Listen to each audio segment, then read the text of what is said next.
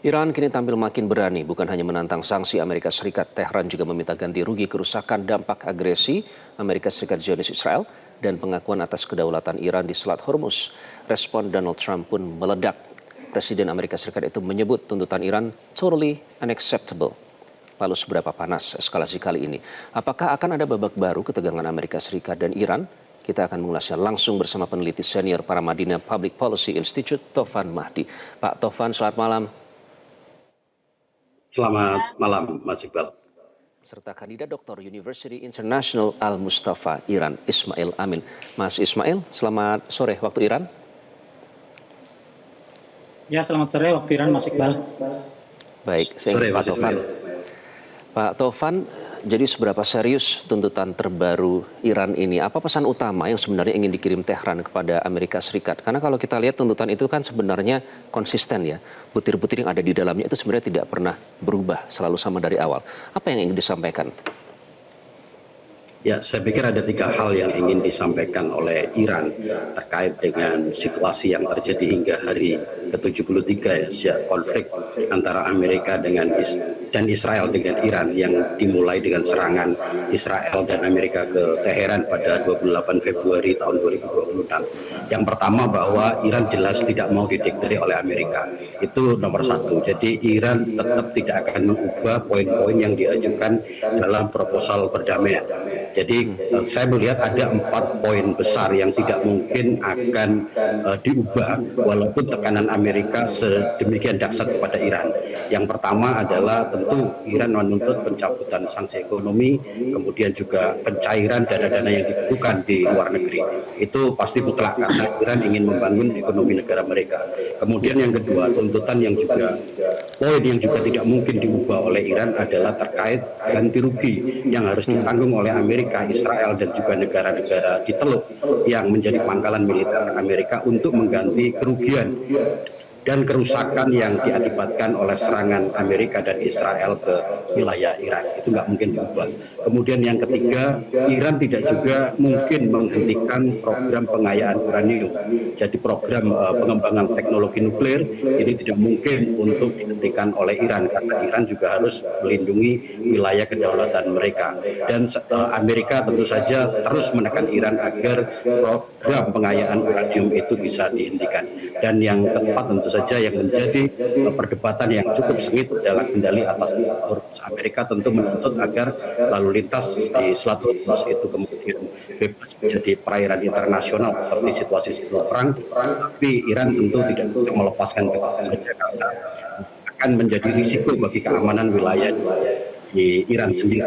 Kemudian poin yang kedua adalah bahwa apa yang terjadi saat ini dengan penolakan oleh Donald Trump atas proposal yang diajukan oleh Iran terkait dengan poin-poin perdamaian adalah bahwa Amerika sudah kalah secara diplomatik dan militer dalam konflik.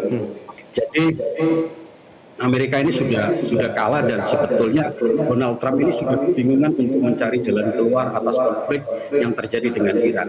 Tapi meskipun Amerika melakukan penolakan atas apa yang diajukan oleh Iran, situasinya mungkin belum akan memburuk. Hanya kemudian terjadi perang kembali antara Iran dengan Amerika dan Israel sampai nanti menunggu hasil pertemuan antara Presiden Donald Trump dengan Xi Jinping di Beijing pada tanggal 14 dan 15 Mei pekan depan. Jadi keputusan apakah senjata ini kesepakatan damai deadlock terus kemudian tidak dicapai kesepakatan, kemudian apakah perang itu akan dimulai lagi akan sangat bergantung pada hasil pertemuan antara Xi Jinping dengan Donald Trump. Sudah dalam perjalanan ya Presiden Trump untuk segera bertemu dengan Xi Jinping dan sebelumnya tanggal 14 pertemuan. Tanggal 14 dan seminggu sebelumnya Menlu Iran Arakci sudah bertemu terlebih dahulu dengan China begitu. Menteri Luar Negeri China, betul. Menteri Luar Negeri China ya, oke. Mas Ismail, tadi sudah disebutkan di poin kedua kalau tidak salah oleh Pak Taufan ya, dari repatriation atau penggantian ganti rugi ya akibat agresi bersama Amerika Serikat dan Zionis Israel. Nah, mengapa Iran sekarang berani menaikkan tuntutan itu sampai ganti rugi atau repatriation hasil dari agresi Amerika Serikat dan Zionis? Ya Mas Iqbal, karena ini menurut saya bahwa Iran itu merasa Amerika gagal mencapai tujuan militernya. Jadi dalam narasi resmi Iran, Washington ini masuk ke perang ini dengan asumsi bahwa Iran akan cepat ditekan, bahwa Iran akan cepat lelah, lalu kemudian menerima syarat Amerika. Tapi yang terjadi justru sebaliknya, yaitu Iran bertahan. Selat Hormuz menjadi kartu strategis dan Amerika mulai mencari jalan keluar. Jadi dikatakan bahwa setelah menolak proposal Iran, Trump justru memasuki mimpi buruk strategis karena tuntutan Amerika masih berkisar pada penghentian nuklir, kemudian penutupan situs nuklir Iran, dan penghentian pengayaan jangka panjang. Sesuatu yang disebut oleh Iran tidak dapat diterima dan tidak rasional.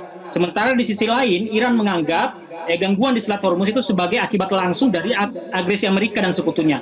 Duta Besar Iran di PBB itu mengatakan tanggung jawab atas gangguan pelayaran di Teluk Persia, di Laut Oman, di Selat Hormuz itu berada pada Amerika dan para pendukungnya. Jadi Iran meminta ganti rugi bukan sekedar untuk menaikkan harga tawar, tetapi untuk membalik posisi moral dan hukum. Iran ingin mengatakan bahwa kami bukan pihak yang harus membayar harga perang ini, agresorlah, pihak yang menyeranglah yang harus bertanggung jawab. Ya.